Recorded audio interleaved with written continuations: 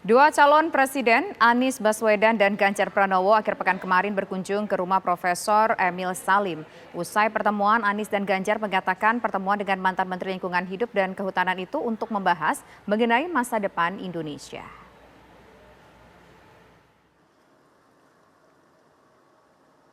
Anies Baswedan tiba di rumah Profesor Emil Salim pada Minggu malam. Capres nomor urut 1 tersebut mendatangi rumah Emil Salim yang berlokasi di Jakarta Selatan setelah menerima surat sejak tanggal 25 Januari lalu. Dalam pertemuan yang berlangsung hingga pukul setengah 12 malam itu, Anies merasa kagum dengan Emil Salim yang fokus membahas masa depan walaupun sudah berusia 93 tahun. Menurut Anies, dalam diskusi itu sama sekali tidak membahas mengenai masa lalu, namun fokus membahas tantangan yang akan dihadapi di masa depan. Beliau banyak membicarakan mengenai bagaimana memajukan tempat-tempat yang tertinggal.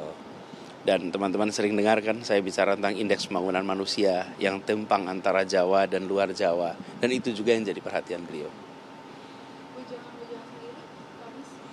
Semua jadi beliau membicarakan masalah-masalah yang nyata harus diselesaikan.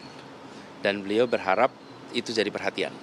Apa salah satunya? Ini tadi yang saya bicarakan, soal bagaimana bonus demografi, bagaimana krisis iklim. Selain Anies, Capres Ganjar Pranowo sudah lebih dulu diundang ke rumah Emil Salim pada Sabtu malam.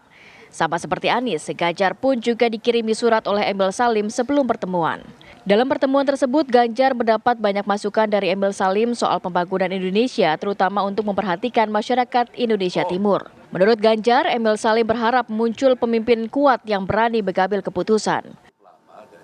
Hampir semua sebenarnya tahu kok yang disampaikan, tapi berkali-kali dengan tangannya mengepal gitu, cepat harus ada yang berani gitu. Itu situasi emosional yang beliau harapkan betul bahwa ada kapal Titanic yang mau nabrak es. Kok kita masih nyanyi-nyanyi saja sih gitu.